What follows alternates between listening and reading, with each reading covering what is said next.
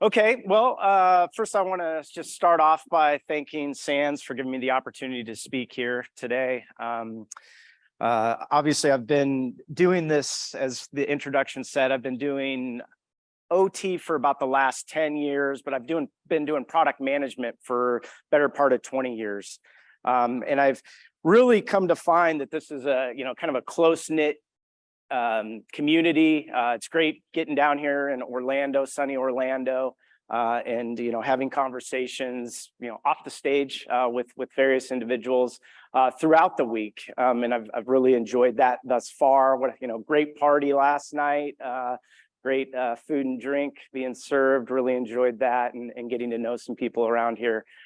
So I'm going to take the next slide here, and I'm really going to be talking about deeper data, better protection, and what that means, and harnessing the potential of OT asset data and how we can really leverage that for ourselves. But before I get into that, I wanted just to take a quick poll out there. So how many of you have brought your families here and are going to try to enjoy Disney? Is there anybody that's done that? I see a few hands out there. That's great. I made the mistake of telling my 11-year-old daughter that I was going to Orlando, and then she dug in a little bit and said, "Oh, Orlando? Oh, yeah, where are you staying?" "Well, I'm actually going to Disney." And so yeah, I won't make that mistake again. She's still not letting me live that down right now, but she'll be on the next trip for sure. So let's get right into it. Shifting your cybersecurity mindset. So this is really talking about, okay, there's governance in place when you're talking about NERC-CIP compliance, right? I mean, you've got to do certain things to go ahead and pass those audits that you're going to get audited every 3 years. So, and that's really, my company in particular I'm working for right now, Industrial Defender, we're pretty strong in that space because, quite frankly, we do a pretty good job of producing the evidence that is needed during those audits. But let's think about going beyond just kind of what is needed for an audit, or what is needed for the governance that you might have at your particular company when it comes to actually securing your network and understanding what's on your network. And taking it the next step, I mean, I've heard this talked about in several talk tracks this week, that you need to know the business itself, right? And what matters to the business in terms of business continuity.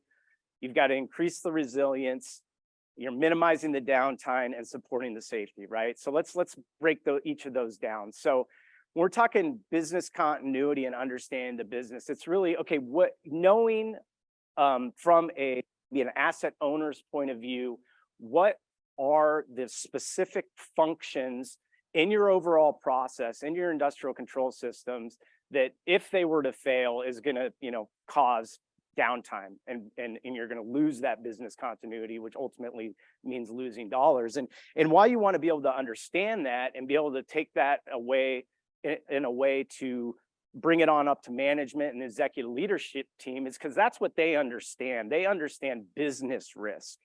And so if we can start talking to our management and our executive teams in terms of business risk and how what we're doing with these various tools out there, there's a lot of good vendors over in the other room that can help you increase that business continuity and increasing that resilience, your cyber resilience, all while minimizing downtime and increasing safety. So that's the message that we want to be able to take to our executive teams. And the key is the deeper insights into those OT systems and OT assets. So let's talk a little bit more about that. So understanding system assets and people. Okay, so knowing your assets is great, right? I mean, that's kind of the first step. You hear people talk about it, talking about your cybersecurity journey. The first thing is understanding what's out there, identifying those assets. Okay, and then you're going to start looking at the configuration of those assets. So it's not just what's out there, but how are those assets configured? And we're talking, passively we can do a lot, but then if you can take it to the next level, and once you know that asset's there, and if you've got a tool that can go in and actually do a bit of interrogation in a safe way to get true configuration, whether maybe it's a firewall where you can pull in all those firewall rules and look for change on those firewall rules. That's just one example of where you can take it a bit deeper when you get to know your assets and really truly tracking configuration and configuration change. Where are they located? That's key, right? I mean, so not every asset's the same. Not every firewall's the same. I mean, some firewalls might be segmenting part of your network that, it isn't even necessarily a production site, and so in those cases, those firewalls, might not be as important on your whole cyber risk as, some of your ones that are obviously in front of your production cells. What function each one of those assets serve. So what cell are they in? Is it a cell where, again, if that cell goes down, your whole process essentially is going to get stopped? Okay, that's obviously those assets in that particular cell are going to have, more risk, inherent risk to them if they go down. And that's, something that's critical in tracking and understanding what those risks are. Who is responsible for each, right? So this is the people portion of it. You really want to be able to understand who the expert is for those particular assets. And if you can track those experts as part of, your tool in terms of, okay, I know Joe is an expert in, pretty much all these assets in cell A because he's been, working on this production line the last 20 years. Okay, maybe I want to somehow earmark those assets that, Joe's the expert. So if something does get changed, if we do notice a configuration, you can quickly look at a tool and say, okay, well, that's something changed there. We weren't expecting that change. So it was an unexpected change. And can we go to Joe and figure out, okay, why did that change? Was this an expected change? And if it was an expected change, okay, let's do a little bit more root cause. Why wasn't a ticket created? So we knew this change was coming. Just the overall people process, right? What's the recovery process? If a particular system or asset, in that case, that's probably part of an industrial control system, what's the recovery process if that asset fails, right? I mean, this gets, starts getting towards the incident response and the fact that if there's something that goes wrong, catastrophically wrong, how are you going to recover? How are you going to get back up? And furthermore, we need to make sure, and I've seen several great presentations about, these tabletop exercises. And, that maybe needs to be part of, okay, we're doing different scenarios. If this goes down, then how are we going to recover from it? And those tabletop exercises certainly can help. And lastly, there is just talking about your baseline configurations. So making sure that you understand what a known good state is on each one of those assets. And being able to do this, again, in an automated way. I'm not talking about necessarily going around with a spreadsheet and figuring out, okay, this is what's set up on each asset. I'm talking this is all automated. You're going in and checking on a regular basis that those configurations haven't deviated from that known good state or that baseline. So the difference between basic asset discovery and true OT asset management. The way we see it, okay, getting the start with the passive approach, which, we've got passive in our tool as well. There's a lot of good passive players out there. That's great. But for us, the next step is being able to go in and interrogate those assets with the credentials that we know we can get in. That's going to allow us to get just that deeper, richer data. You go back to that firewall example where you can now you're going in and basically pulling all those firewall rules in. You're understanding exactly what build that particular system has and so forth. Need for historic configuration data, not just point in time, right? So that's, how often are you going in and checking the configurations of those particular assets? Now NERC SIP, that's, you're going in every 30 days or thereabouts. And, then you're producing that evidence there, monthly type evidence. Well, maybe that's not enough. Maybe you feel like you should be going in every week in checking configurations. I mean, if it's a critical system, maybe that's what your governance is telling you to do. And so in that case, you need flexibility to be able to do that. You need an automated tool and so forth. And certainly there's tools out there that can help you with that. And then tracking vulnerability and risk mitigation, right? So now we know all the asset details. We know, what type of firmware they have, maybe what OS level they're at, what build they're at.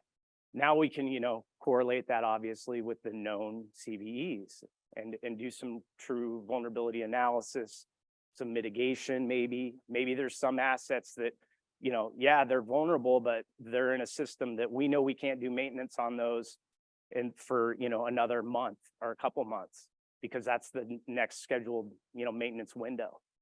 And so in that case, can we put, mitigation in place? Whether it's, blocking it off maybe further, via segmentation, whatever that mitigation strategy might be to reduce the risk on that particular asset when it comes to, the vulnerable asset and the vulnerability known on that asset. So why automation is important? I mean, I think this is pretty self-explanatory. When you're talking about, okay, you're worried about 20 assets, 100 assets. Okay, doing this all manually is probably doable. Yeah, it's still not ideal, but it's doable. You start getting into the thousands and the tens of thousands of assets that you're needing to monitor. This is where automation is key, and it's key because then you also take out the human element of making mistakes, right? I mean, we're all human. We all make mistakes, and whether it's, hey, I just didn't know that this configuration setting on this device needed to be this in order to have that outcome, or it's just a true, honest mistake, a fat finger, as we call it, and either one of those is a likely scenario. And having automation where you can go in and see that something is deviated from that known good state, you maybe have it tied to its ticketing system. That there was no ticket created. Okay, we probably have an issue here. And then you can go back and look, what was the last good known state? And you can compare it, and then you can do some, forensics on, what happened, why it changed, and then ultimately get it fixed, assuming it needs to get fixed, and back to the known good configurations. Controls are weakened when conditions are present that provoke error. So, when we're talking about conditions that provoke error, I mean, it could be that you do have an issue at a particular plant or a particular cell in a manufacturing facility. And in that case, you might be scrambling a little bit, right? You got a PLC that totally goes down. So you're scrambling to put a new PLC in place. You're maybe not following your standard protocol on how you would roll that out, right? And so that is a condition that could provoke errors. And if you don't have the tools in place to monitor how that might affect other systems, you could be in trouble in terms of your uptime and your business continuity. Manual process work, but again, require the humans to remember and not to make mistakes. Well, it's almost unachievable, right? I mean, there's just, when you're talking thousands of assets, there's gonna be mistakes made, and the point is, can you pick out where those mistakes are made and easily recover? So that's key to setting up these tools and getting things in place. So details matter, right? So it's one thing to know that the assets are out there. It's one thing to have the inventory, but then you really got to be able to understand the various, patch levels, what firmware are on there, maybe the system, what systems settings have changed. The manual process is to document, but it's nearly impossible to document downstream changes. I mean, especially when you're talking about changing something at a higher level that ultimately is going to, have trickle down effects, and how that's going to affect the downstream assets. It's very difficult to predict, and it's hard to track. Configuration management allows configs to be compared locally across multiple systems. So this is an interesting point as well. You know, you might have two different systems, system A and system B in this example here, and those should be identical. I mean, you're literally running the same process, and the ability to easily see that maybe system A has deviated from kind of the known good states on the various assets in there, and system B is still running regularly and you know, running just like it's supposed to. Well, the ability to now go and look at system A and be like, why did that deviate, and what can I do to go change it back to be like system B? And you know, this is again where automation and having tools in place is really going to help that. And vulnerability details hidden in the assets, right? So being able to go into and knowing a particular system is a Windows box, you know, well, that's great. But if it's running, you know, your HMI, it's critical to the process, critical to safety perhaps. You want to go deeper than that, of course. And so that's where it's getting down to the build numbers of the particular Windows machine, understanding the vulnerabilities on those machines, and then going and making sure that you have some sort of process in place to know that you need to go out and update those assets. So, you know, you can be making gradual progress, increasing your overall vulnerability score in terms of if you got a tool that's looking at that and doing better with your vulnerabilities. Understanding all asset details and tying that to the vulnerability. So one of the things that I've seen with, you know, where we've been successful with some of our customers is not only looking at the vulnerabilities, but then also tying in those risk scores as well. Like, okay, we know this asset is at higher risk because it's, you know, it's in a particular production cell that is critical to the business process, to the manufacturing process in this example. And so being able to tie that in and then you can start doing risk scoring across your various cells, maybe across your sites. Then you have a better understanding of where you want to focus your remediation efforts with those various cells and sites. So it really allows you to hone in on, you know, where I should be focusing my effort to improve my overall risk to the organization. Similarly with patches, you know, patches are a bit tricky when it comes to industrial control systems, and in particular, you know, the devices that sit in there, such as PLCs and so forth. I mean, there's companies that specialize in actually taking, you know, when a known vulnerability comes out and then the particular vendor releases a patch, actually going and testing that patch works and will work in the way that you're expecting it to work in your environment. You know, we happen to partner with a company that does a very good job with that. So there are other avenues to, you know, to take advantage of when you're wanting to understand what's this particular patch going to do on this firmware upgrade is going to do on a particular PLC. Want to make sure you take advantage of that.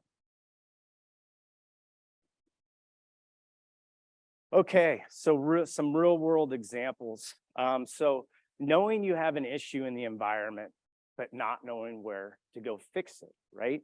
I mean, this is, you know, the classic case of you're seeing something in your production environment that is deviating, but you don't know what caused that deviation.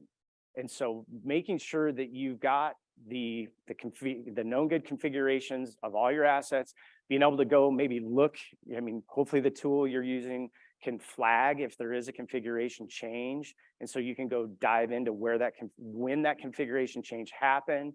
If it's a Windows and Linux box and you have that information, maybe who made the change. And you can really dig in and start doing your forensic analysis on why things changed, maybe why there wasn't a ticket created for that change, and then hopefully improving your process along the way. Again, it can always be a learning experience for, you know, If it's the heat of the moment and, you know, someone's trying to get something reinstalled because a particular asset failed, they might be not following all the process. And so you want to make sure that you can uncover that, where the process broke down. And then that way, when you're doing it the next time, hopefully you don't have the same issues. How an operator can identify an issue by comparing historical context. So this is actually looking at, okay, I know I had this particular systems running great the last month, nothing's been wrong. And then all of a sudden, again, something's changed. And now I can go in and look at exactly where that change took place because I have all that historic detail, you know, and some of these, you know, cases, these tools, you can go back years for the data, and making sure that, okay, now I know when it changed, why it changed, and I can go in and make the changes back to the known good. How an operator discovered a high exposure within an asset that has been overlooked, like by basic discovery. So this gets back down to, well, we know that there's vulnerable assets out there, but it's a higher risk vulnerability in terms of because of the asset it's on. And so again, having that, being able to ingest the overall risk of the asset and then have, you know, some type of scale where you can ultimately put a higher risk score on that particular asset, maybe on that particular production site, is going to be critical when you're trying to, you know, go and ultimately, you know, figure out where you're going to go fix your vulnerabilities first. And then the last one there, endpoint information can assist the SOC in responding to incidents and aid in forensic investigation. So, you know, a lot of these tools can, you know, roll on up, you know, excuse me, our particular tool, you know, we've got, of course, integrations out there with the Splunks of the world, and ServiceNow and so forth. But, you know, Splunk in particular, a lot of our customers have multiple feeds coming up into that SIM. And then they're doing a lot of their analysis kind of at the higher level with the SIM and in the SOC in this case. And the more details and the more asset information we can get into that SIM, of course, the better. So again, another reason to think about how you want to incorporate your particular tool sets into maybe a higher level SIM. So, you know, where do I begin? How do I begin? Again, we a lot of times talk to this as your, you know, your cybersecurity journey, you know, foundational controls, whatever we want to call it. But there's three basic things that I list there, right? And I'll kind of just take them in order. So first thing that we're needing to do is get out there and get that asset inventory. And there's several ways to do it, several approaches, several techniques. But making sure that you're getting the basic, you know, asset counts, how they're configured, and so forth. Now, the configuration part, what I'm saying on the second bullet here, is really taking it kind of to the next level where you're going in, you know the asset's there, now you're going in and actually doing a little bit of interrogation of the asset itself and pulling back more of the details of the asset than you would just on maybe basic passive asset discovery. And then you're taking that configuration and you're saying, okay, I'm going to call that my known good state, and I'm going to have that be my base, what we call baseline. And then I want to be notified anytime that particular asset deviates from that baseline. So that's kind of the next step, I would say. Then, of course, now that you've got all those configurations, detailed configurations, you're tracking them. You're tracking them versus a known good state. You know, the next thing you're going to start looking at is vulnerabilities and risk associated with those vulnerabilities. And of course, we're talking about all of this does need to be an automated process, right? I mean, again, it gets back to we've got to have a process in place where we can consistently go out there, be checking for new assets. So updating that asset inventory, being able to promote baseline changes if something does change, but it's a known change that we wanted to make, being able to do that across, you know, multiple assets, perhaps, especially if it's, something like a firmware upgrade that you're going to roll across a set of assets as opposed to kind of one at a time, being able to do bulk operation, that sort of thing in your tool. Vulnerabilities, again, that needs to be automated as well. I mean, again, you're going to have a way to go out there and look at vulnerabilities across your production environments. People, process, and technology. So breaking this one down kind of one last time here. So people are key to the process, right? That's what makes things happen. And understanding who are the experts for particular assets is key. And being able to maybe even note those people in your tool so you can correlate, okay, these particular assets, this particular person or people are kind of the experts. So if somebody at the SOC level does see something changing or happening with a particular production cell or just an asset in that cell, that they know who they can go to, who is the expert that they can talk to. Hey, was this supposed to happen?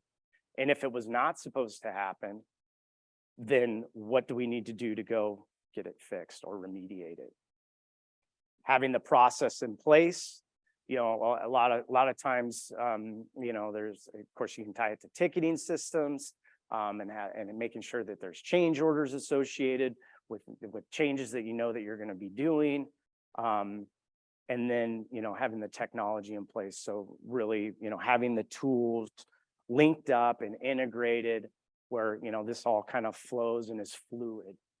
And one of the last pieces that I really haven't touched on as much, but do want to bring up is the fact that, a lot of these, I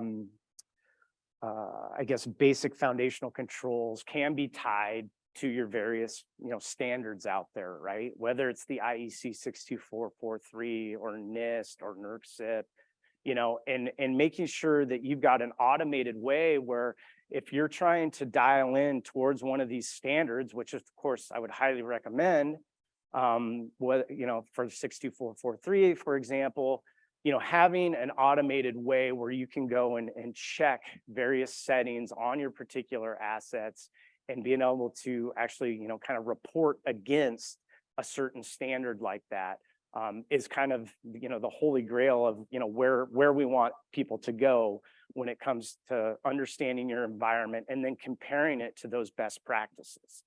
So that's kind of as you get more advanced in your cybersecurity, that's kind of the holy grail in terms of, getting it, your systems compared to a best practice that's, a published standard that's out there.